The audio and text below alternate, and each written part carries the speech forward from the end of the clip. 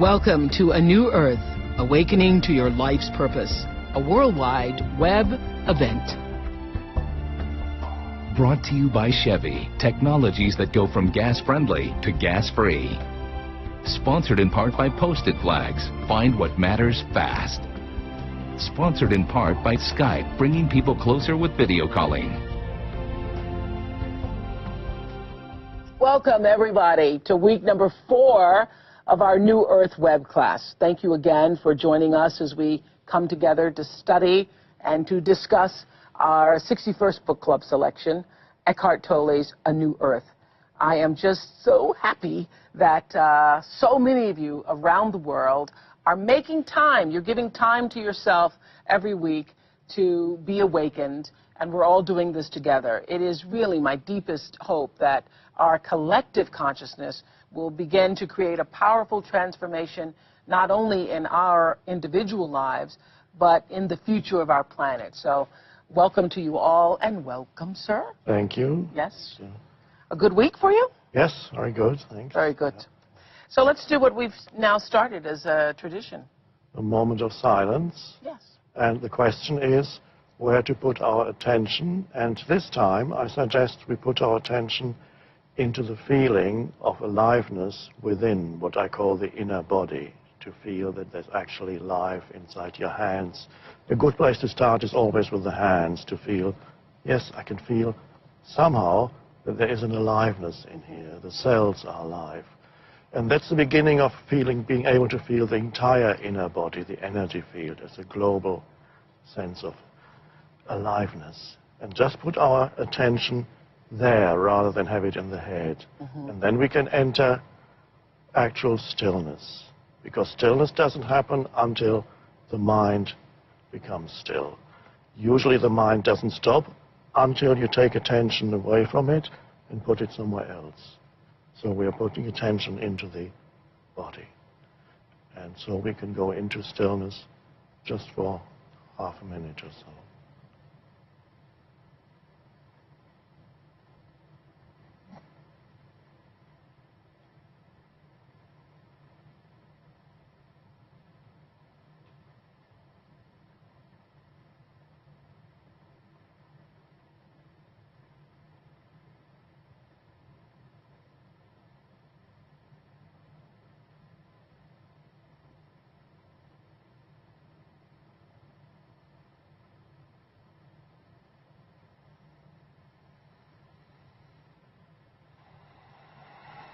Thank you. Let us begin here on chapter 4, which is a very long chapter. Yes. When you wrote this, you must have been at it for a while. Yes, and in a way it reflects all the main themes in the book that are actually already contained in that chapter. Yes. The chapter is called Role-Playing, the Many Faces of the Ego. So before we really begin, I'd like to take a moment and talk about one of the most frequently asked questions that we receive by far. So many people who are committed to the book and becoming aware of a new way of thinking, a new way of consciousness, want to know how they can relate to people in their lives who are not yet on this path and don't think they need to be. Sometimes it's a coworker or a friend or even a spouse, you all have said to us on many of your emails, and it can feel very divisive. And we got an email from a gentleman who says, listen, my wife isn't interested in this. I don't know what's going to happen to our relationship.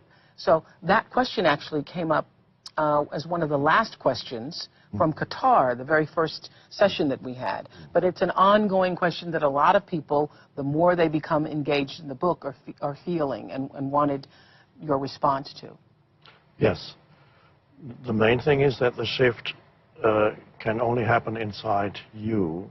So not to expect other people to also change, or to expect or say, I cannot change unless somebody close to me also changes. The main thing is to take responsibility for your own state of consciousness and allow other people, especially people that you are close to be where they are, not to demand that because something is happening inside you and you're beginning to change, not to demand that others should also change. Change does not come about in others by trying to make them change. The most powerful way of bringing about change in others is not trying to bring about change in the other, but to completely accept the other as he or she is. So that is absolutely vital. There are even schools of psychotherapy that recognize that. So you give the other person complete acceptance. And that part of this change that's happening in us is that we step out of the judgmental mind that continuously judges the other. So we step out of that, and if we step out of the judgmental mind, we are able to simply accept your partner, a close friend, a family member, a relative. This is where they are at right now. They are still going through their old behavior patterns.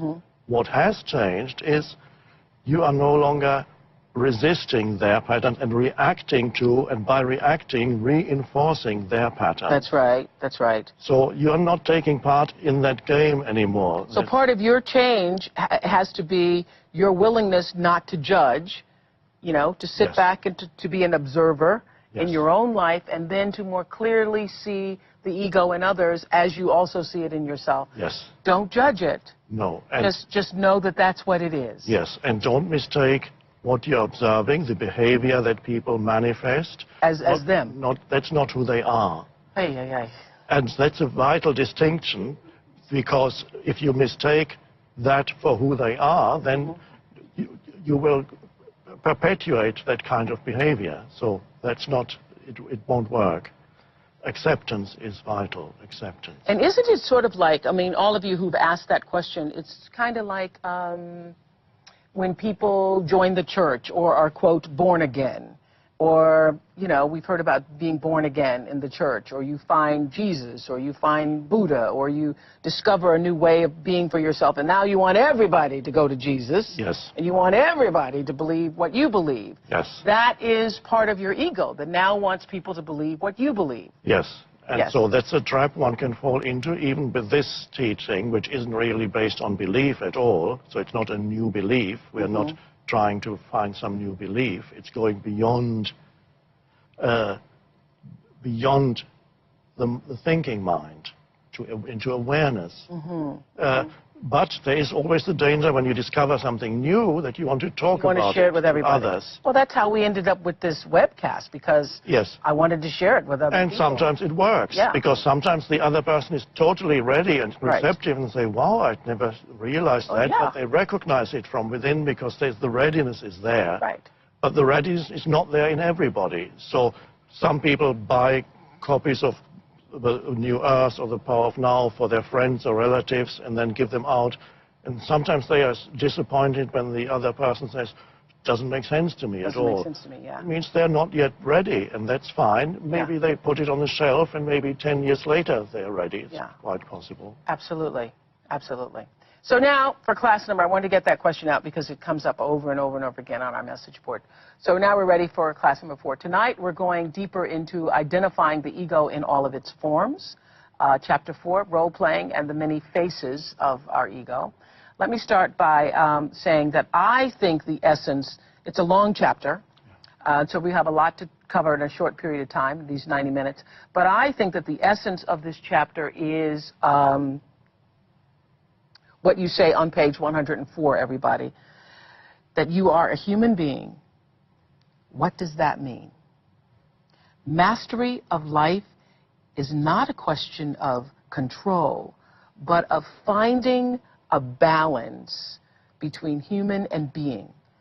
Mother, father, husband, wife, young, old, all roles that you play, the functions you fulfill, whatever you do, all that belongs to the human dimension. It has its place and needs to be honored, but in itself it is not enough for a fulfilled, truly meaningful relationship or life. Human alone is never enough, no matter how hard you try or what you achieve. I just love that sentence. I loved it so much I wrote, wow. See, I wrote, wow. Human alone is never enough, no matter how hard you try or what you achieve. Then there is being. It is found in the still, alert presence of consciousness itself. The consciousness that you are. Human is form, being is formless. Human and being are not separate, but interwoven. Yeah. That's the essence, to me, of this chapter. Yes, and one could say the essence of the whole teaching, in a way. It's yes. one way of putting it. And of course... Human alone is never enough, no matter how hard you try or what you achieve. And that is the essence of why people are in such suffering and such struggle and such, you know, angst against themselves in life, is it not? And it's why they play roles, because the ego plays roles, because there's unawareness that within you there is the source of all power. So people who are out of touch with the power within, or the place where all power resides, the aliveness itself, consciousness itself, then they feel a sense of lack. Why are they not in touch with it? Because they are not present. They are not in the present moment, because the present moment is the entry point into that place of power within. If you're not present, you don't realize that there is a source of power within, and then you believe that you need to get secondary power from someone or some situation or other people. Then the ego plays roles to manipulate the environment and other people to get what it thinks it needs, not realizing that all the things that it thinks will give it the power that it seems to lack, all that is already within you, if you could only be present in the now. I got it. Okay, so the question is how not to lose ourselves in the human dimension. How not to, by being present in the now. Yes, and by realizing that whenever you lose yourself, realizing... In the human dimension. In the human... That's all the stuff that being human brings with it. Yes, on the most primordial level, losing oneself means losing oneself in that continuous stream of thinking that goes through people's heads. So it drags you along, it takes all your conscious attention. Remember, we started today with taking attention away from mind and putting it into the body. Right. Another thing you can do is take attention away from thinking and put it into sense perceptions and really look and listen and touch things. So like an alertness arises. You know what I found by doing this? I don't know about all the rest of you, but I have found by being more present, just doing that one exercise, putting yourself, if I'm walking along a path in the woods near my house, be there and not be, you know, in my head thinking about what I need to do, just to be there. And what I found is, I don't know if you all are realizing this too, you are just less stressed. Less stressed. You're just less stressed. You're calmer. Yes. And you don't carry the heavy burden of a personality or me with the burden of past and future, my problematic future, my problematic past. You're much more, you're light and free when you walk in presence. Okay, but my hairdresser, Andre, asked me this morning, so I'm going to ask you.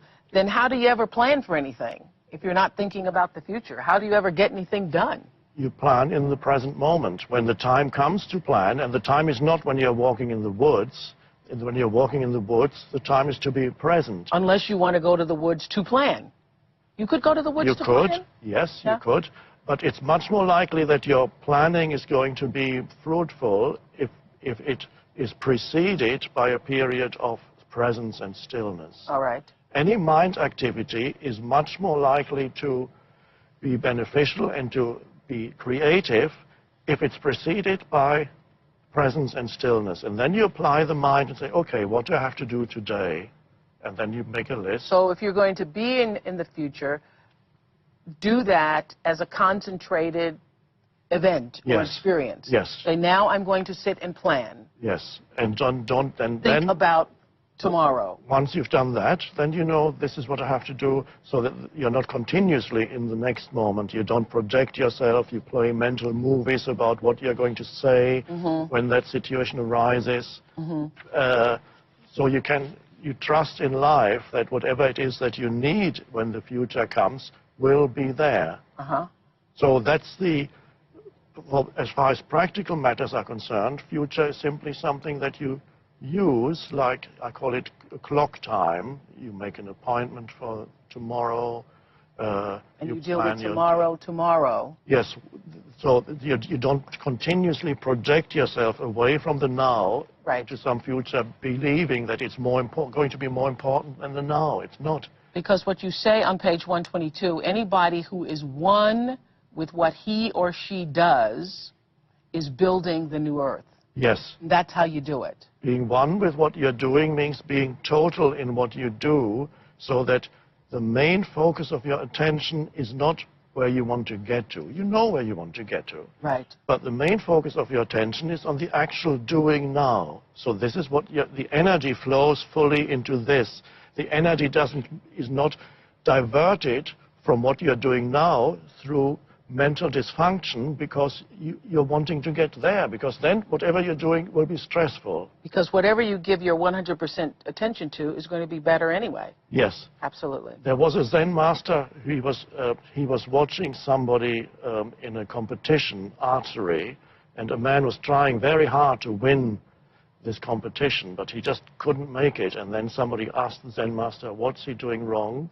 And the Zen master said, his need to win drains him of power. Wow. And so his need to win is some future, he wants to have some future moment where he's going to be fulfilled. Wow. So his attention is not totally in the now. So the now, where all power resides, wow, this power that resides in the now cannot flow then into what you're doing. The openness isn't there. Yeah. Because to have mastery in any endeavor, whatever it is, you need to be total in what you do. That's what athletes know. The Yes. great ones know. And then when they enter that, they call it the zone. Yeah, there was this great article this week, as a matter of fact, those of you saw it on Tiger Woods in USA Today, saying that he's perhaps the greatest athlete of all times, because that's what he knows how to do, is to focus and be 100% present. Yes. It's just him and that ball. Absolutely, yes. Yeah, yes. golf course. Yes. Okay, so another question that was on the message boards a lot last week, when Kadada from California called and was on Skype, and she was saying that as a young person, she's thinking about the future and thinking about wanting to have a career and husband and so forth. I think a lot of people felt unsatisfied by your response. I've heard that a lot of people were like, I feel the same way Kadada feels. A lot of people are wondering where the passion goes, where the ambition goes, and how you can relate passion and ambition, which is what I think Kadada was saying, with this new awakening. Yes. So did we now we're just all so awakened and that we become passive people? No, the passion is much greater when you are totally focused on what you're doing now. The passion will become stress. The more you're focused on where you want to get to, the more the passion will degenerate into stress. You may still have a high energy, but there's a lot of negative energy that comes in. Mm-hmm. So if you want to remain truly in your power, then you need to be total, and that applies to the smallest thing that you do during the day. Right. Because even great endeavors consist of small steps, even the greatest thing. You are doing wonderful work, but every day that you spend consists of small steps. You arrive in the studio, you get dressed, you get ready, you speak one sentence at a time. It all consists of, and one needs to be present as you are. That's where the power comes from, every moment, and not look to some future moment that promises some kind of greater fulfillment. That is the delusion. It does not mean that you don't have a plan. You can plan, I want to achieve, I want to build up a business, I want to do this or that. Yeah. But the main focus must be in the doing. And if the main focus is in the doing now, the passion is there, and the deep enjoyment is there, and an intensity of energy.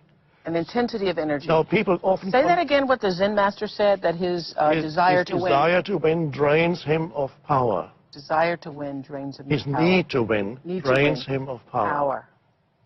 So that's the being present. You're just focused on whatever is necessary in that moment. In that moment. I'm sure that struck a lot of people, that Zen master quote there. Yes. Because you got to win, you got to make it, you got to succeed, you gotta, and that's draining energy from you. Instead, we should be focused on this moment, this step, and then the next step, and then the next step. That's right. Okay. Now, you may win if you're try very hard or very stressed, occasionally it happens that you do win, but it's not really worth it because you get more and more depleted. And after a while, you lose the joy of life. Mm-hmm.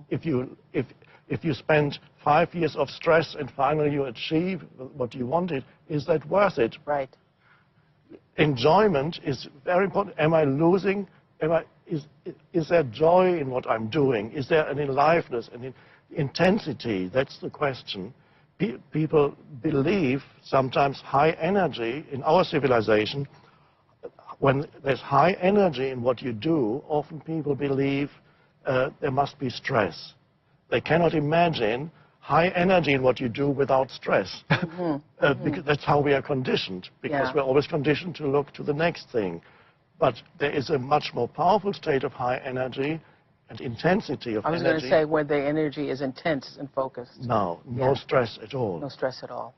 Well, let's go to our new Earth Study Group watching our webcast at Borders on Michigan Avenue. Hello in Chicago. Hi, everybody. Hi again. Hello. All right, Shireen has a question. Hello, Shireen. Hi, Oprah. Hi, Eckhardt. We're thrilled to be here. Good. My question is for you, Eckhardt. You say on page 126 that constant alertness is required to not let the ego take it over. And I was wondering, are you in a constant alertness yourself, and do you ever struggle staying alert?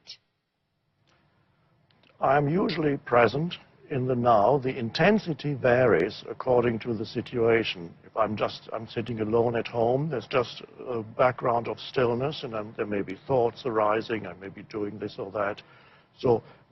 And then if a situation arises, the more challenging the situation is, the stronger the sense of presence that arises. That's a strange thing. I realized that the first time after this, I underwent this shift.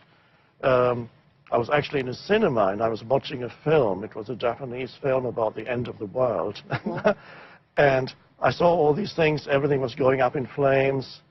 And this is on the film? In the film. Okay. And I suddenly found I was becoming more and more peaceful and present inside. There was intensity of aliveness, as if inside something was saying inside me, there is no death. But that's an interpretation. Really, for the first time I realized when things go wrong outside, presence intensifies. When everything is fine, there's just a background of presence. And that's wonderful. So because then the challenges that come into your life, two things can happen when a challenging situation or challenging person comes into your life. Either the challenge drags you into old, conditioned ego reactions. Right. For example, an angry person provokes an angry reaction in you. So this means the other person or the situation drags you to their level of consciousness or unconsciousness. That's one thing that can happen. The other possibility is that any challenge wakes you up more. So you become more intensely present when there's a challenging situation. And even, let's just look at a very simple situation. It's not really challenging, but for some people it is. You're sitting in a traffic jam. It's not moving. You have to get somewhere, but it's not moving. So many people would go into negativity at that point. They get stressed. They get upset. The body gets tense. So that situation, then you react in the old way. And perhaps a few minutes ago you were at home very still and present, and it felt good. And you were looking at the tree and the flowers. You get in the car. And the moment the first challenge happens, it can drag you down into unconsciousness. But there's another possibility. You can be alert and recognize that situation as the first challenge of the day.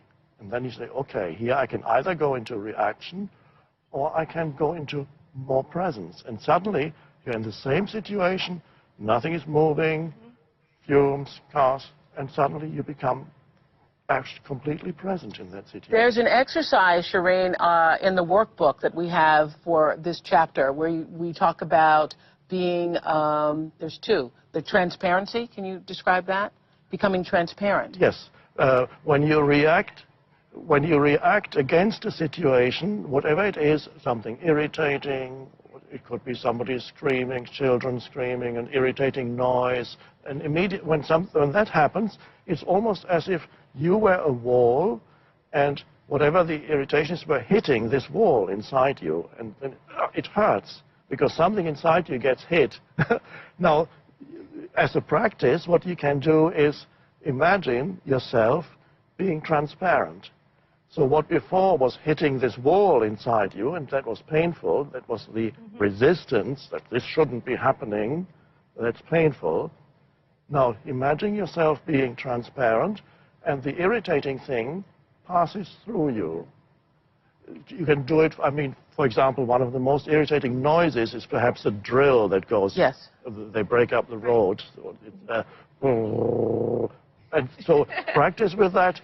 Become transparent to that, feel the noise passing through you. It's wonderful. And suddenly, in the very same situation that before would have provoked a negative reaction in you, you actually become more present and more peaceful. Right.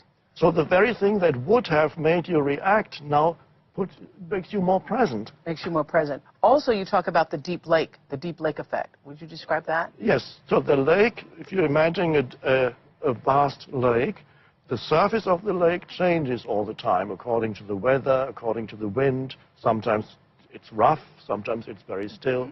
But even when it's rough, if you imagine you are the lake and whatever happens in your life, the external situations of your life are the surface of the lake. External situations change continuously. Sometimes it's rough, sometimes it's fine, it's very still. But no matter, even if they are rough, the surface, the depths of the lake remains always undisturbed, and you are the lake in its depth. So your external life is the surface of things, surface reality. Your ego.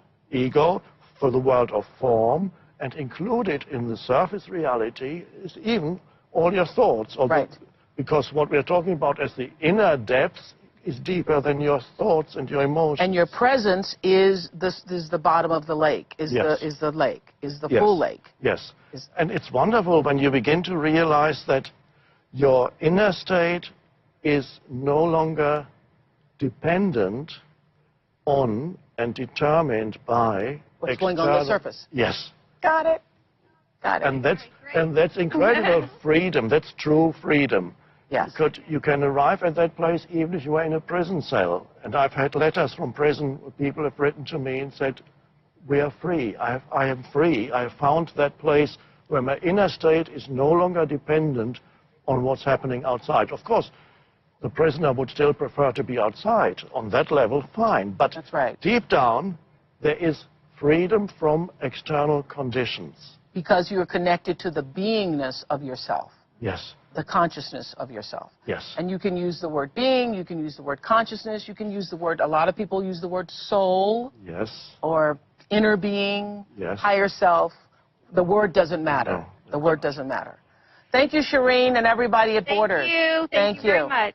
Very alert. So let's get into this chapter. You say that we can assume that the ego is at play whenever we feel superior or inferior to anyone else. Now, I know this is true. When you see the person who's the biggest jerk out there, you know, people who act with such a sense of superiority and arrogance, I know that that is because they are really feeling inferior. Yes. But still hard to deal with. Yes. But what surprised me is that you say that often people who are also shy are also acting out of their egos. And you say whenever you feel superior or inferior to anyone, that's the ego in you. Why is that? Well, if you're shy, then what you fear is to be found wanting, but so you dare not. The fear is that the attention may take the form of disapproval or criticism. Yes, you're afraid of that. So because you're afraid of that, whatever the disapproval or the criticism would represent an injury of your mentally mind-made sense of self, which is the ego. Mm-hmm. So it would, the image that I have of myself as a very capable person or whatever it is that I'm trying to uphold, if I encounter criticism, the ego immediately will be hurt. And so a shy person would not dare say anything because they're afraid of ego loss. afraid of ego loss. Got it. And so, because sometimes that's mistaken for an egoless person, a person who's very But it's not. And deep down, inside the shy person, or a person who is suffering from this sense of inferiority, there's the desire, the unexpressed desire to be superior. Wow. And inside the person who acts superior, who seems to have a big, confident ego, there's always the hidden fear that he might be inferior. And his whole acting out is to compensate for that hidden fear of being inferior. Okay, behind every positive self-concept is the hidden fear of not being good enough? Yes.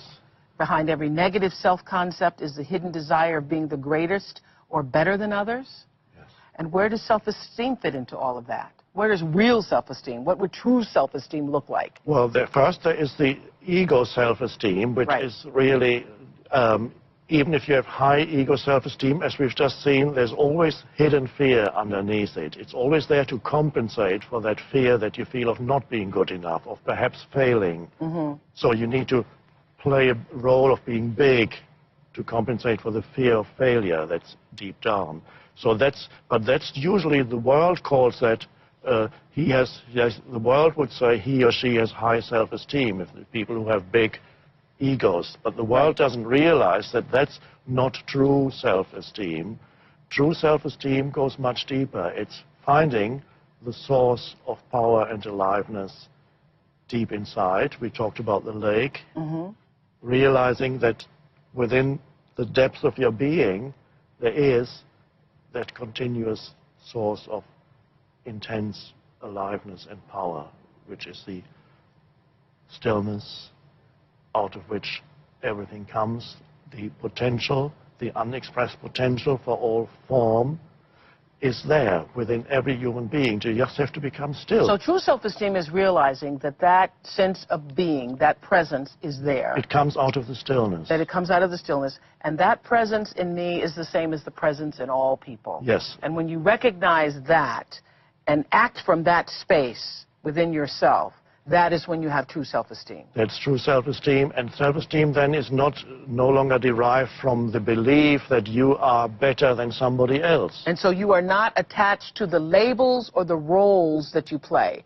And you speak about the many various roles that everybody has. Yes, and then you're no longer devastated by criticism or get very angry when you're criticized, as the ego does. The ego is either totally devastated when you get, or it gets very angry when it gets criticized, this self-image. But, you know, there's a role that most, or most women in our society and all societies play, is that role of mother, which is which is more than just a role. I mean, it's real. It's not just a role. Yes. Yeah.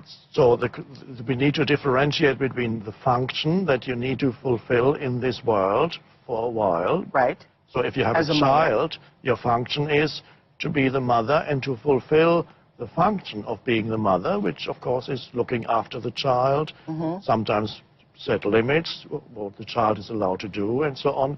That's all fine. Now, if you become too identified with your function, then the function turns into a role. And then you cannot let go of the role, and that gets stuck to you. And even when the child grows up, and especially becomes a teenager, you still behave as if your child were small, and you still try to control and try to protect when it's no longer appropriate. I got it. Because you're stuck with the role then.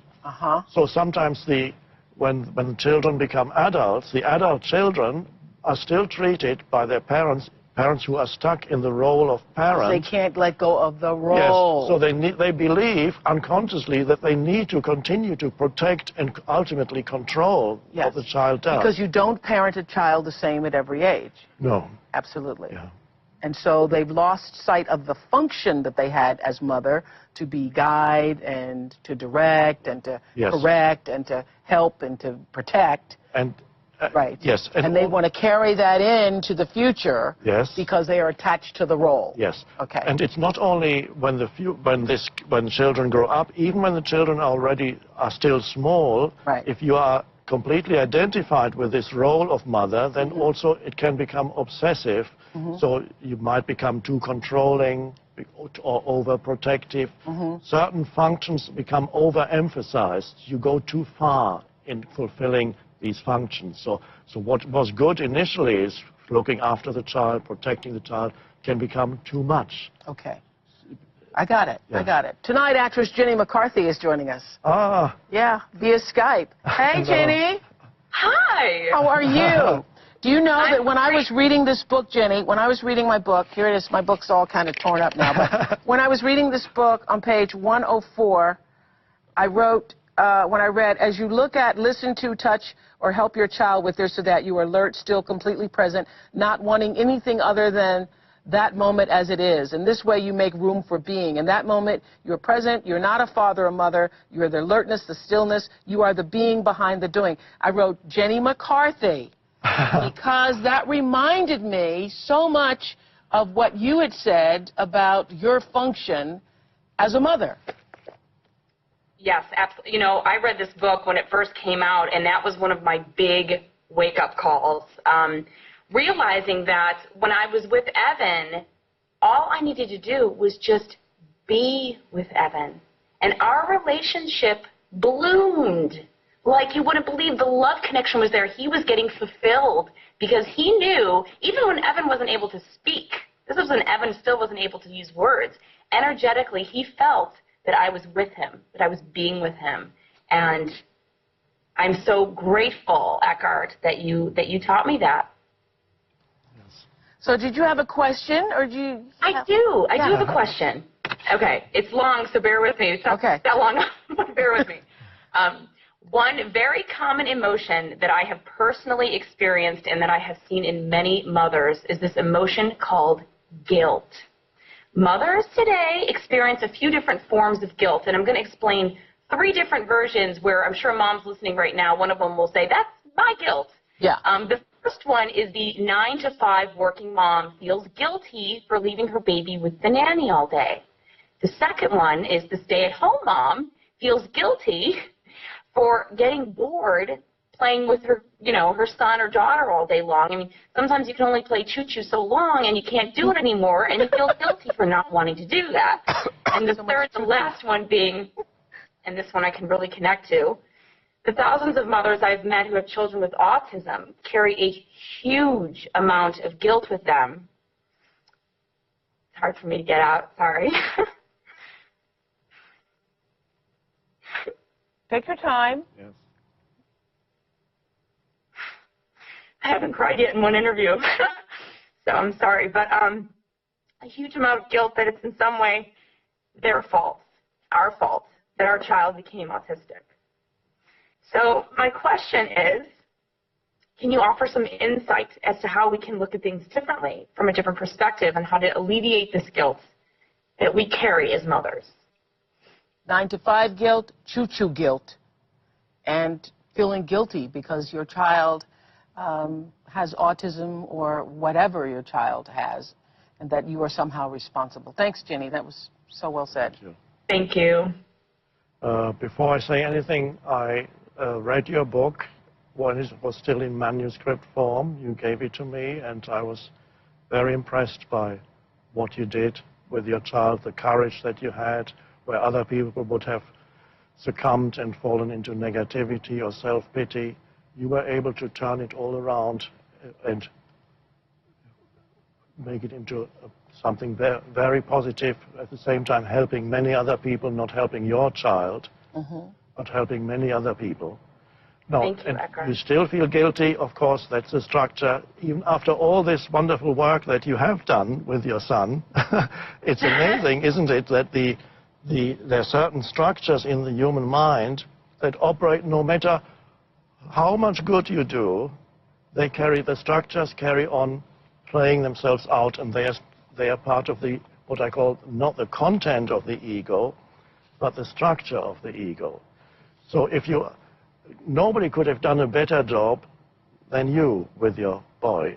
In addition, helping many others, writing that book. And yet, you feel guilty. It's not that you feel guilty. There's a certain structure in their thought processes that produces the feeling of guilt. And the other 2 examples that you gave, there's the mother that has a job, 9 to 5, the child is with a nanny, and the mother feels guilty about that. cannot accept that this is how it is, and the other mother is at home playing with the child. Choo-choo. Feels guilty about not doing more in the world. And so whatever it is, if you don't recognize the structure in your mind for what it is, then you will always believe that the answer to solving this question lies in the realm of content. In other words, content is the situation.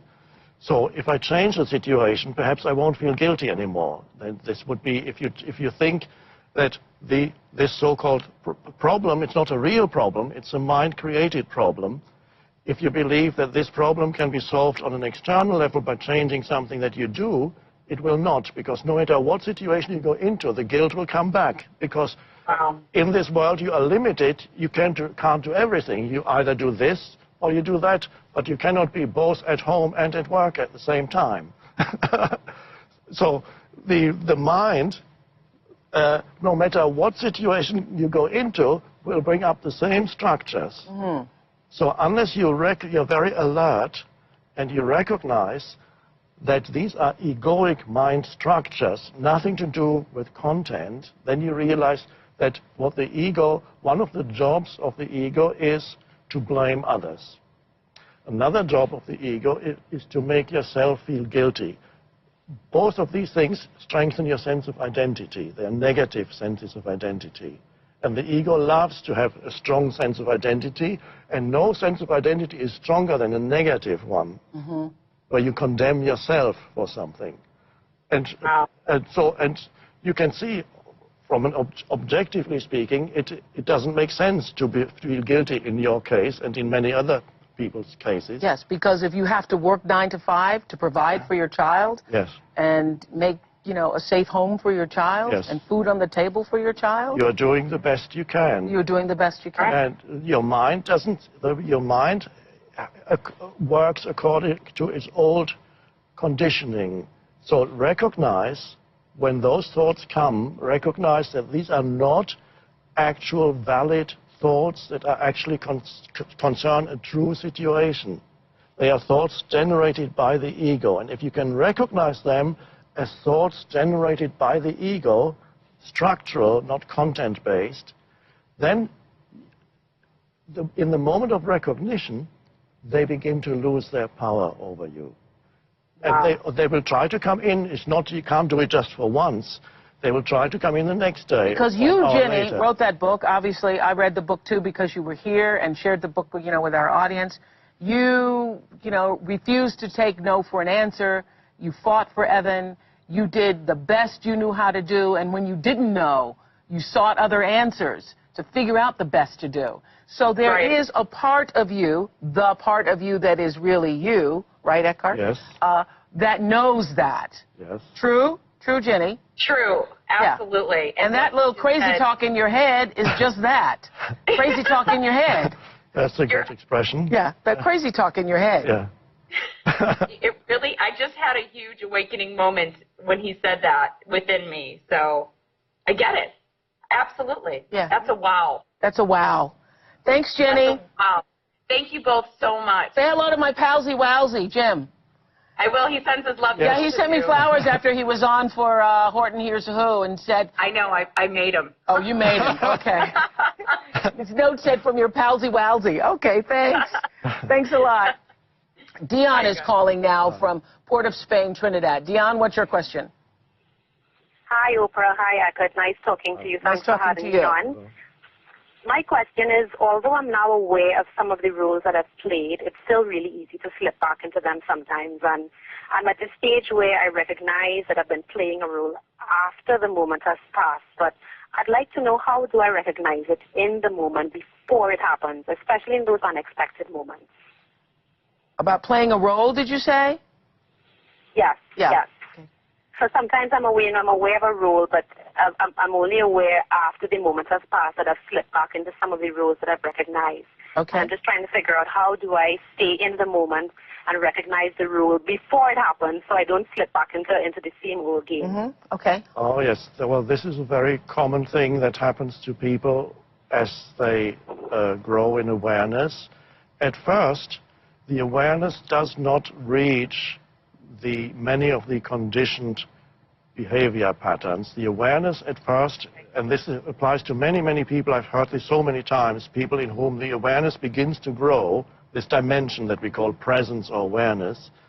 At first, the awareness does not necessarily flow into all parts of their lives. There are certain behavior patterns that remain as they are, but the awareness comes in after they have happened.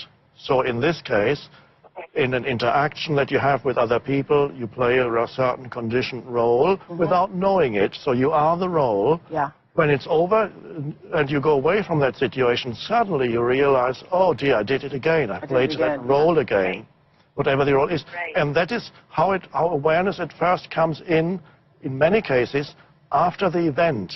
And retrospectively, the presence or the awareness recognizes the old pattern after it's happened. And what then tends to happen, and I believe this is going to happen to you because I've seen it in so many people, the time gap between the event and the awareness gets shorter. So what then happens is the old pattern operates still, you play the role, and immediately afterwards you realize, oh, I played it again. But there was virtually no time gap anymore. Immediately afterwards you realize So that means you're awakening, right? You get closer and closer, so the time gap is shorter and shorter. The next step, the next thing that happens is, in the middle of playing a role, you suddenly realize, oh, I'm playing that role again. So the awareness has come in, you're still doing it, but then you know that you're doing it. An enormous difference. So you're not just playing the role, there is the other dimension comes in at the time of playing the role, or whatever the behavior pattern may be, and you realize, I'm doing it again. And that's wonderful too. And the next step is, it's amazing, it's the same pattern as I've observed in thousands of people. The next step is, just before you are about to enter into some conditioned pattern, like role-playing, the awareness is there, and you can feel the impulse inside you of wanting to play the role, and you can then say, I don't need to play that anymore. I don't need to play the role. Well, let's clarify what we mean by role-playing. Thank you so much, Dion, from Port of Spain, Trinidad. Thank you. Thank you. Let's clarify what we mean by roles, because I think it's confusing to some people who say, well, listen, I am a doctor, I am a teacher, I am a lawyer, I am a store clerk, I am that. Those are labels. And what is the difference between the job functions that we have and the so-called, and roles, you know, and the roles that we play? I met a woman, middle-aged, and she talked to me in a certain way, and I asked, are you a school teacher?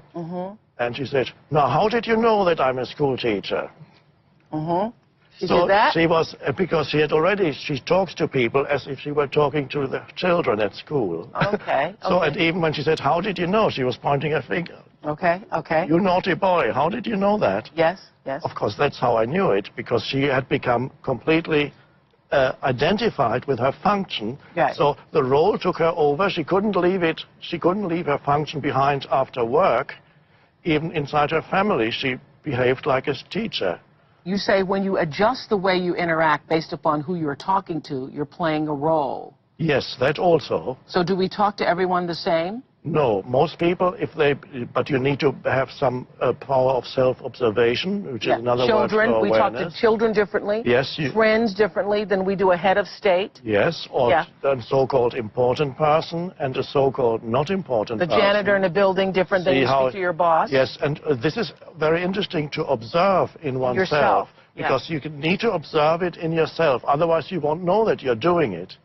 And you can only observe it in yourself if there's some awareness there that is outside of the role. And is this why when you go to a party or you're at an event and you don't know people, the first thing they want to know is, a friend of mine, Marlene, said to me, who is taking our class every week, hello Marlene, that she was at a gathering recently and that she was trying to practice the principles of a new earth, and that she was introducing herself around the table, and she was doing that in such a way that she didn't talk about what she had done or accomplished or, you know, who she was married to or where she lived, and that, You know, one of the people at the table said, well, we don't care about who you are. We want to know what you do. we want to know, what do you do? And what I realized is people want to know that so they can determine your so-called value. Yes. And to see if you will be of value or... Yes, perhaps that... or necessary. Yes, perhaps. For them to play the role with you. Or yes, enhance their ego, or whether you might be a threat to their ego, whether they can use you, or whether they need to be afraid of you, or whether they want to have further contact. Whether you fit in their circle. Fit in, yes. Yeah. And all these things, and then many judgments go through people's minds often when they meet somebody, and they're automatic. You observe... And that is what people mean by what do you do, really, isn't it, for the most part? They want to say, what do you do? Let me place it in terms of how valuable that's going to be to me. Now, when you don't play roles anymore, you don't have to become strange, and then when you go to parties, when somebody asks you, what do you do, you say, I am. Oh, yes. I am that I am.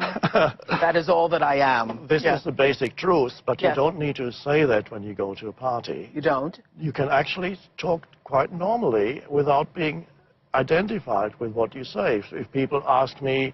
So that's the essence of what you're trying to say to us in this chapter, is that, of course, there are all roles that we are assigned, or labels that we use to identify ourselves. What you're saying is, the problem is when you become completely identified with it. Yes. And you think that is who you are. Yes. And you behave and act as if that were who you are. So you get trapped inside that conditioned personality. And whatever you do, then the personality is acting out. You mentioned in the book where you play the role of patient, and if you go to a doctor who's playing the role of doctor, he often doesn't see you, the person, because he's playing the role. Yes, he has become so identified with his function that the function has taken him over, and he has become a role. So, and many patients can actually feel that when they go to a doctor, whether there's a human being still there, or whether the doctor has become a role. Absolutely. And so when the doctor has become a role, when you go to that doctor, you don't feel acknowledged anymore in your beingness. You feel he might be very competent as a doctor, but something vital is lacking in the interaction when you see a doctor. He might be the greatest expert in his field. It still doesn't help. Something very vital is missing. And everybody... And you feel completely... That happened to me recently, where you feel completely dismissed and disconnected. Because you're thinking he's just trying to get me out of here so he can get the next person in. Yes. Yeah. Now, if he does that to you, you can imagine what he does that to a normal person. Yeah. Because usually people treat me pretty nice. But anyway, Dmitry Skyping us from Moscow. Hello. Yeah. Hi. Hello. Hello. Hello, Oprah. Hello, Eckhardt. Hello. Hi. What time is it there? I'm always curious. It's about 5 a.m. in the morning. 5 in the morning. You're up early. Yeah. Well, thank you. Thank you for joining us. Your question? I'd like to first thank you very much for your job. It's an unprecedented event when you spread consciousness all around the world. So thank you very much, Eckhardt. Thank you very much, Oprah, for selection and for being there. Thank you. And my question is, I do some movement exercises, very ancient ones, and they bring me to stillness. And so I experience stillness when I do these movements. And I lose it when I come to my work. I do some pauses, breathings before I start my work. But when I'm provoked, I'm getting into the power games, especially when I'm criticized. So can you recommend something in this? Thank you. Okay. Good. Yes. I like the way Dmitry breathed. Yes. It was good. Yes. Yeah. It's so-called panoramic breath when you breathe in all surroundings. Yes. So what would you recommend? Well, this is, you are able to access that dimension of presence when you are not disturbed by external situations, when you're not being challenged. The ego is inactive at those times, and when you go into ordinary work situations and so on, you begin to relate to people, and immediately the ego with its old conditioning comes back and takes you over, and you lose yourself in the roles you play and so on. So when do you know, because we had a questioner earlier that talked about playing roles and becoming aware of the role playing afterwards, after the event. Do you become aware at the end of the day, or do you become aware in individual instances after like a few minutes after it's happened at work? At what point does the awareness come in? It depends. If the situation is minor, I'm aware, I guess, 5 minutes after, or maybe into the situation. But when I'm provoked deeply, or for instance, when I'm deeply criticized by my boss, I can be in this for a week, and only on weekend when I do the movements to change the tense body position into the relaxed one, I can manage to understand, wow, yes, it was again. Yes. Another very helpful thing you can do is not just confine your presence practice to those periods at home, but bring in small, very brief moments of presence into your everyday life. For example, I don't know. At work, you mean? At work. No matter where you are, you may be sitting at a computer, talking on the phone, or whatever it is. I'll give you 2 or 3 examples. The phone rings. It wants to be answered. Let it ring 2 more times than is necessary before you answer it. The phone rings. Normally you would pick it up. Pick it up, yeah. Let it ring twice and be present while it rings. Allow it to ring, but be there in your presence. Use it as a signal to tell you, be present now. So that's one way of bring a little bit of presence into an ordinary work situation. Or you're at a computer, put a flower next to your computer, and occasionally look away from the screen and look at the flower. It doesn't take long, just 20 seconds is fine, 30 seconds. Look at the flower and feel its aliveness inside you. It helps you. Anything natural can bring you back into presence much more easily than things that are man-made.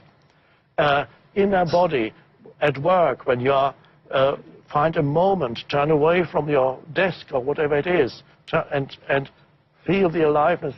Do your breathing, but not the whole thing, just for a few seconds. One conscious breath in and out is a meditation. You don't have to wait for your meditation until you get home. Bring the meditation into the spaces, into your daily life, as many spaces as possible. That's what, otherwise, the mind has such momentum, the egoic mind, that it will drag you along and you will lose yourself in it. Bringing in small spaces. Within your daily life. Daily life. Yeah. In addition to your panoramic breathing, Dimitri. Yes.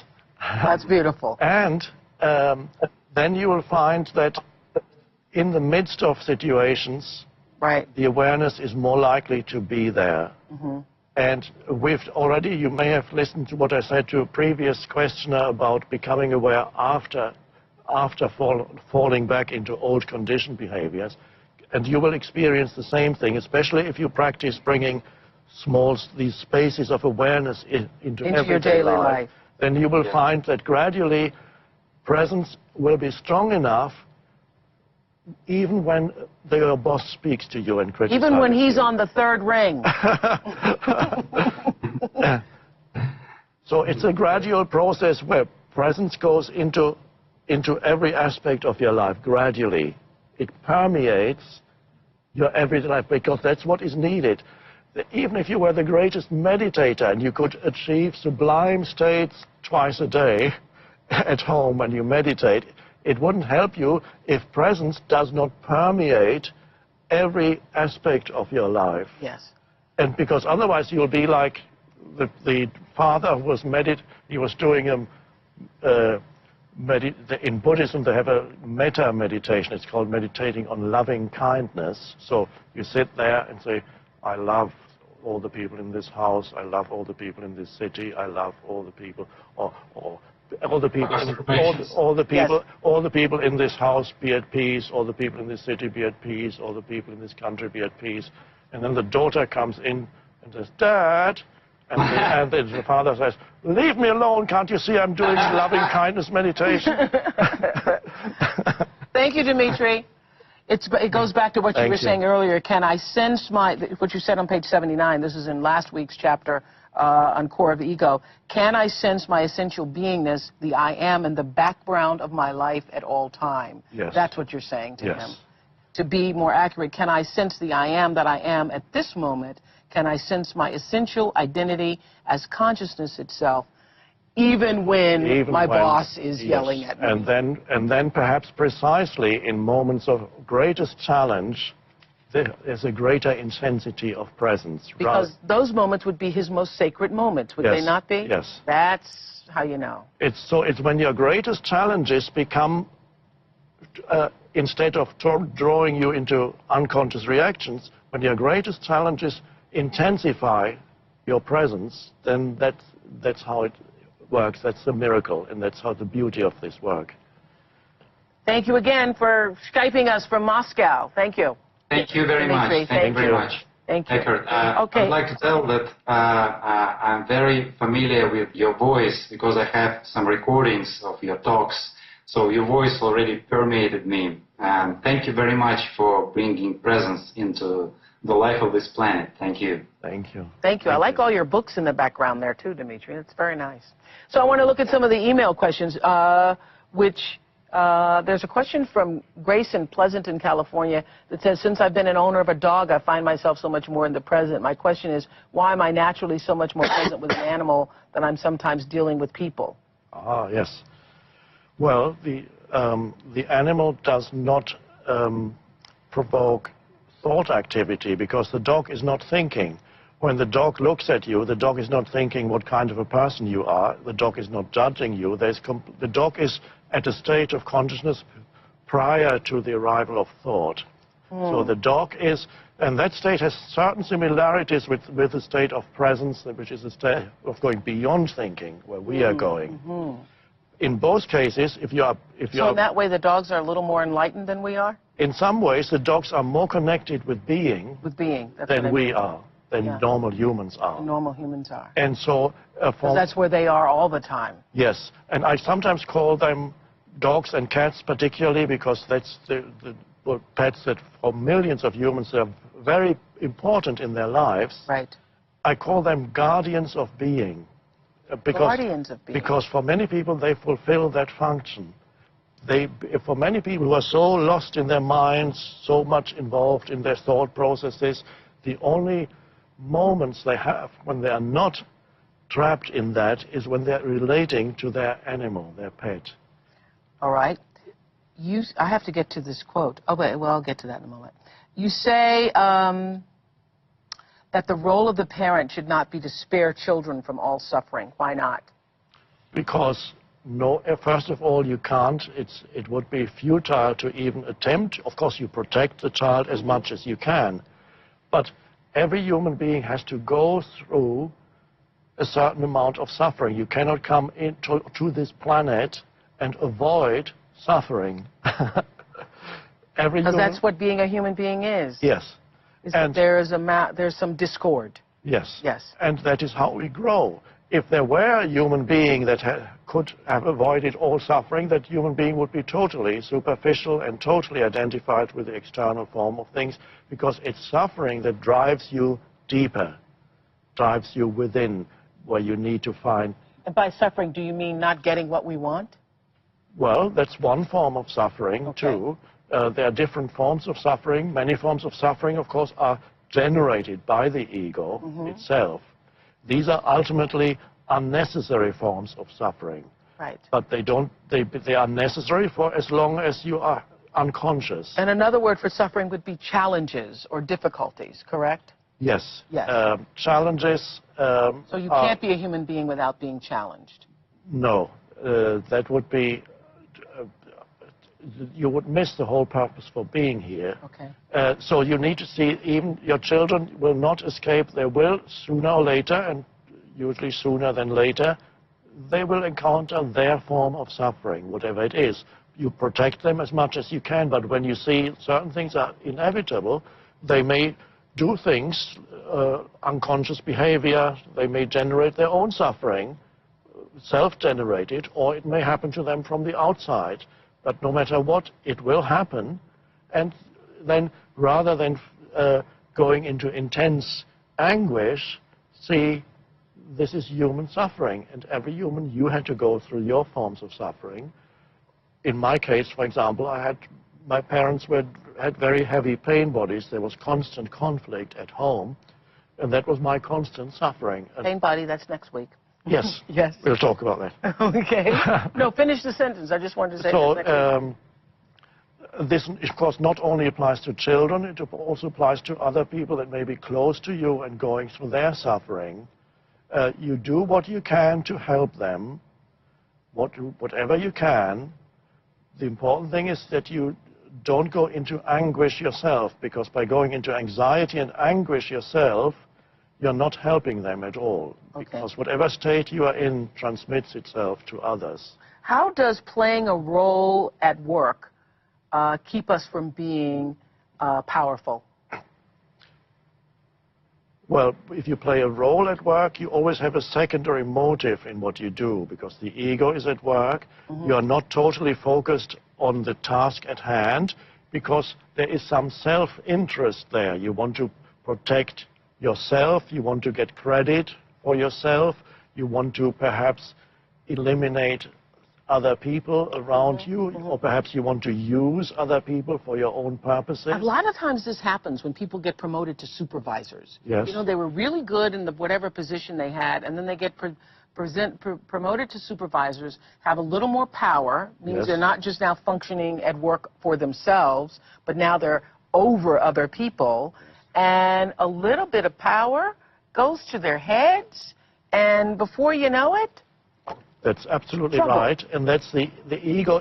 If you have a position of little power, then the ego is kind of there in potential. It's there, it's latent as far as your work situation is concerned. Right. The similar situation you have in certain third world countries, where often you find a revolution overthrows the government, and the people who initiate the revolution have the best intentions. They want to do away with corruption. They want the best for their country. The moment they get into power, the latent ego in them, although they had good intentions, comes up, and they repeat the same dysfunction that they wanted to do away with. happens all the time. Yes. All right. Charlie lives in Stockholm. Charlie, you were on earlier today. We Skyped on the Oprah Winfrey Show earlier. Well, you've been up a long time.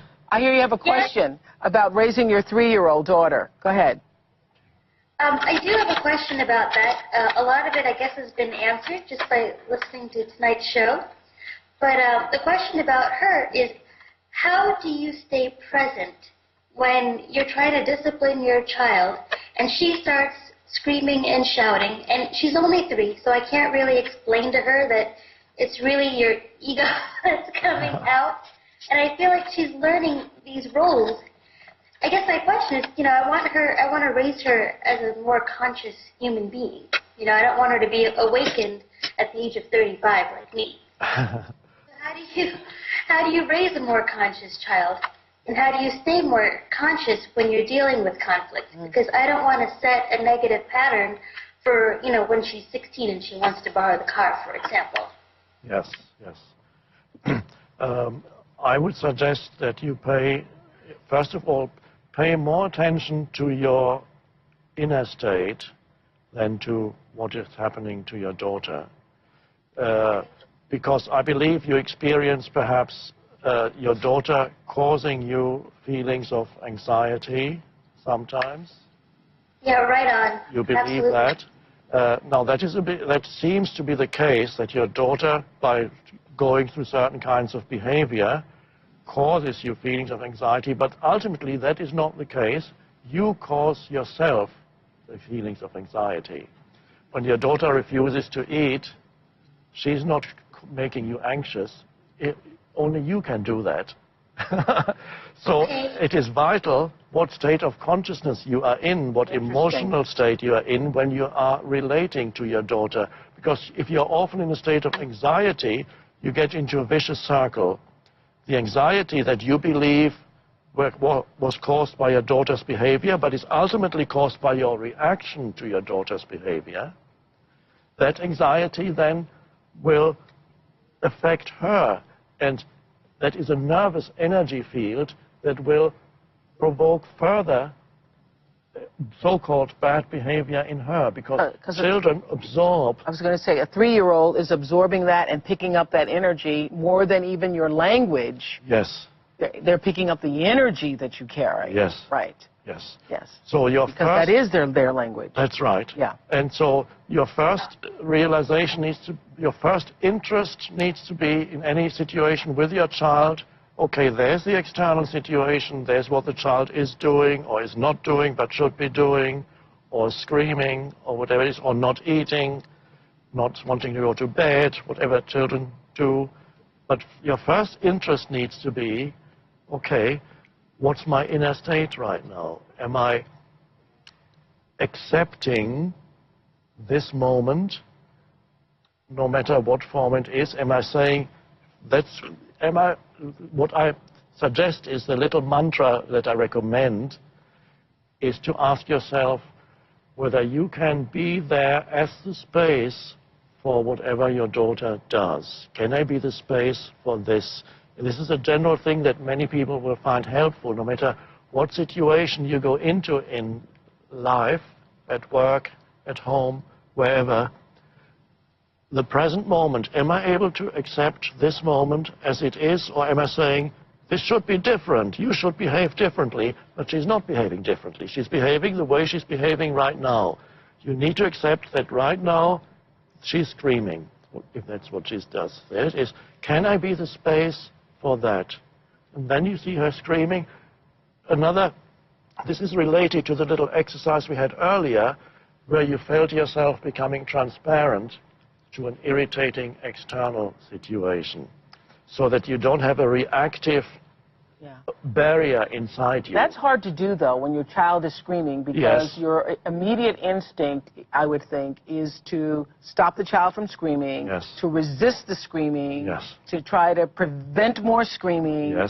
And so the resistance of that, the angst and the anxiety of that creates more screaming. More screaming. Because if you could just be calm enough to allow your calmness to then calm the child. That's easier said than done, though. Yes, that's your spiritual practice. You don't need any other spiritual practice for the next for the next for the next few years. That is your main. It's far better than going to a monastery and meditate all day long. It's much more effective. Make that into your spiritual practice, and then you will see, as you go, you become more peaceful and more accepting of the present moment, more being the space, then that will transmit itself to the child and affect the child. And the child will absorb your emanation, your energetic vibrational frequency, and the change will happen in that way, rather than feeling that I need to change her. The change happens when you change. Yeah. That is to prevent her, but that is to not allow her to do things that are dangerous, or to, you know, he's not saying that. But he's saying about adjusting the way you are being, capital B, with her. Yes. Capital B. Yes. Thank you. Thank you so much. And thank you so much for doing this web seminar. I hope you do more. Well, thank you. Thank you so much. It's a way of being present for any situation. And what you were saying is we can apply it not just to children, but to all situations. Any situation, and it's usually the case, the most, in some people's lives, they have a variety of little challenges. Right. There's other people who have one predominant difficulty in their lives, whether it's another person, whether it's a health situation or whether it's a work situation or financial problem. They have one huge challenge in their lives. And usually one would consider this huge challenge in your life as your greatest enemy, almost, the greatest burden, or as Christians would call it, my cross. To bear. To bear. Yeah. Now this can actually be turned around, and you can make that very thing that is considered your cross to bear. You can make that into your greatest help on the spiritual path. Right. Because it's precisely there that you can, if you can bring acceptance to that and be the space for that situation that is would usually be called bad by the mind, but it is. You can't argue with that. This is the situation right now. Can I be the space for that? Then that situation takes you into surrender and into presence. So that, so many people, when they were first talking about purchasing this book on the website, I saw a lot of messages from people saying, I hope this, shows me my life purpose. I want to awaken to my life's purpose. And for a lot of people, they want that to be something grand. They want it to be, saving starving children in India and Africa. They want it to be some, great description or something. But what you're saying is that if we allow ourselves to be fully present with whatever our chosen function is in life, and whatever difficulties might arise, that there is sacredness in the difficulty. Yes. If we allow it to be. Yes, and be fully present with whatever the situation is now. Yes. And then go from there. So because then your inner self changes. When you're fully present with the situation, you're no longer putting up internal resistance to life. Even if there is that thing that you call, there's something that you call background happiness. There's something that happened or needs to happen, or someone who did background something. Unhappiness. Background unhappiness. Yes. There's something that happened or needs to. He refers to that on page 114, everybody. There's something that needs to happen in my life before I can be at peace. Something happened in the past that should not have happened. Something is happening now that should not be happening. How do we make peace with the background unhappiness of our lives? Yes, so you recognize the background unhappiness as not content-based, but as structural. It's the structure of the egoic mind to create that. We had the same when Jenny asked her question. Right. We had the similar thing. The guilt feelings that she had was part of the background structure of the ego. And no matter what situation, if you haven't tackled or recognized the structure of the ego in yourself as certain thought forms that repeat themselves, no matter what situation you go into, they will come up in some new form, but basically the same structure. I got it. I got it. So the secret to happiness, you say, there's so many people were writing about this on the web. Yes. The secret to happiness, everybody, page 115. There are 3 words that convey the secret of the art of living, the secret of all success and happiness. One with life. Being one with life is being one with now, you say. You then realize that you don't live your life, but life lives you. Life is the dancer, and you are the dance. I have to tell you, I love this book, but I was like, gee, I thought life was the dance, and I was the dancer. And there are a lot of people on the web who are saying the same thing. Can you explain how life is the dancer and we are the dance? Why aren't we the dancer? We're the dancer. You are not separate from life, so whatever any form... Life is the dancer. Life is dancing the dance of form, one could say. Every human being and everything that exists is part of the dance of life. That which moves you, the very consciousness that animates your being, that animates every cell of your body, that produces thoughts too. The very consciousness that you are is the one universal, the one life. And that permeates everything. So the entire universe is permeated by that consciousness, by life, which is another word for God. God. I don't see God as an entity that is in a particular place somewhere, but as the essence, the intelligence, the animating life essence behind all life forms. It's the eternal. The totality. Yes. It's the totality. You see God. You're saying that God is, your idea of God is the totality of the essence of all life form. Yes, and ultimately, you are not separate from that. It's the egoic mind that says, my life. The moment you say my life, you've already separated yourself from life. It's a thought. You have a thought to say, this is my life, and then you think, oh, I can lose my life. I am not separate from life because I am life. It's only through the structure of language that you create the illusion of separation. Mm-hmm. I see the that. dog still knows on a primordial level, the animal, the tree knows that it is one with life. So it doesn't have this fear of death, and it doesn't see itself as separate from the rest of the universe. So let me ask you the big question. You have no fear of death? No, no. The ego has dissolved, and so only the ego fears death. I know there is no death. You know there is no death. Okay, tell me how. I have a little thing at the end of this chapter. I know, you say the incontrovertible proof of immortality. I read that and I went, okay, well, I read that. I've done a little thing I did there. Usually when people talk about immortality, they use certain arguments, perhaps from physics. They say the energy never is destroyed. Energy can only become transformed. That's right, transformed. So the vital energy that is your life, because energy cannot be destroyed, must survive in some form. That's often the argument for the survival of that life. There is no death, only the form dissolves. That's right. That's one way you can approach it. But what I thought I'd do, I'd look at the structure of this sentence of language that says, my life, or I have a life. Because most people believe that they have a life. Mm-hmm.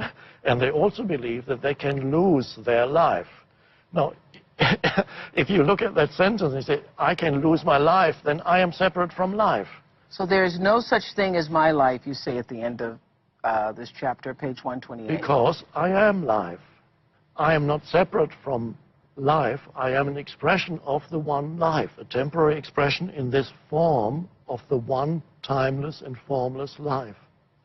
So I don't have a life because I am life, expressing itself as this form. Okay, so what happens when you 2 weeks ago talked about your mother and father lying in the casket, and you realized that the life force or formlessness that they were lying in the casket and there were these bodies, but they were not there. Yes. They were not there. So we're not our bodies. We do know that. Yes. Everybody who's reading this book knows we're not our bodies. We do get that. Yes. And that's once you can actually sense that, not just as it's not just a belief. You can also see that you're not your body, even if you just approach it logically and see that when there's a dead body, then that being is not there anymore. There's only the flesh and the bones. Right. And when the being isn't there anymore, the flesh and the bones very quickly dissolve. When the animating presence isn't there anymore, all the atoms and molecules separate and go their own way. Right. Because the animating presence is not there anymore. Okay, so continuing here, so there's no such thing as my life, and I don't have a life. I am life. I and life are one. It cannot be otherwise. So how could I lose my life? How can I lose something that I don't have in the first place? How can I lose something that I am? It is impossible. So what is happening here is, I just got it, hello, hello, hello, bing, bing, bing, bing. I got it. We are confusing the I am life force with our bodies. Yes, yes. We're confusing that. Yes, that's right, that's right. So when this dies and becomes the shell and dissipates and the atoms go wherever they go, back into the ground, ashes to ashes, dust to dust, we are confusing that which is the physical form, the human. We're confusing that with the being. Yes, that's right. And they are separate. Yes. So another way, if you don't like the word life, you can say the universe. People believe that I am here and there's the rest of the universe. And they believe I have come into this universe. They don't know from where. Yeah. I've come into this universe. It would be more appropriate to feel that you have come out of this universe because you are this universe experiencing itself very briefly. As a human. As a human. As a human. I got that. And so it wants to do that. Ooh, I got that. I got that. I got that. It's wonderful when you realize there's more to you than a person. You are the universe expressing itself. Yes, and experiencing as a human. As a human, and called Eckhardt. Yes, for a little while. For a little while. And then it goes through other experiences. And then where do we go, Eckhardt? Could you tell us that? Well, let's see what happens. When it happens. Otherwise, you take the fun out of it. You have to. I mean, if you knew the rest of your life, already the fun would be taken out of it. Oh, okay. Yeah. All right. Well, before we say goodbye, I know there's lots we did not get to in this chapter. We could have spent, 2 or 3 weeks on this one chapter. But what would you say is the essence of this chapter? The essence of this chapter is the role-playing chapter. What I said in the beginning, that we're humans and beings, and in this body trying to live through the two. Yes, it's balancing the human and the being so that you can function in this world of form where you have to do things and fulfill your function. At the same time, not lose yourself in that, be rooted in the depth of being so that you're not lost in form. So there's a depth to you and a rootedness in that stillness, that aliveness, and then from there you function out here. And there's always then a peace in the background. A peace in the background. No matter what's happening out there. And most particularly, not to be attached to, defined by the roles that we play in life and realize what they are. Just roles. Yes. Yes. Yes. And relinquish the role when it's not required anymore. When your children grow up, you don't need to be a mother or father. You don't need to play that role anymore. See, so many people think that that is who they are. And so when their children grow up, they don't know who they are anymore. Yes. Can be a crisis. Or people retire. That's right. They had identified. And they were their job. Yes. And then, who am I? Yeah, you were talking about in Japan, where it used to be you kept your job for life. Yes. And you were sharing with us the last time about a man who committed suicide. Well, there's been many cases of people in Japan who lost their jobs and committed suicide because they were so identified. Their company was their sense of self. Well, fascinating. I want to thank all of you around the world for making this, this is really a remarkable experience, for making it possible. Eckhardt and I will be here again next Monday at 8 p.m. Tell all your friends, share the book with them. If they say, I don't get it, that's okay. That's really okay. That's okay. They'll have the book and maybe pick it up a year from now, 2 years from now, 10 years from now. This 4th class will be available on demand starting tomorrow, just like all the other classes, for free here at oprah.com. And if you want to download a podcast of any of our classes, you can also do that tomorrow at oprah.com and at iTunes. Your homework assignment for this week is to update your workbook. Next week, it's the chapter many of you have been waiting for, Chapter 5, The Pain Body. The pain body. If you feel burdened by your past, begin to learn how to lighten that load. That's going to be really very exciting. Now, many of you have been asking about our new Earth theme music. The song is called We Are One Earth, and it was produced by Harpo Sounds, our in-house music label. Beginning tomorrow, it will be available as a free download on iTunes and oprah.com. So enjoy it, those of you who've asked us for us. This was fun. Great. This was fun. And so let's just wait to see what happens. Let's just wait to see what happens. Thank you so much. See you in class next week. Bye, everybody.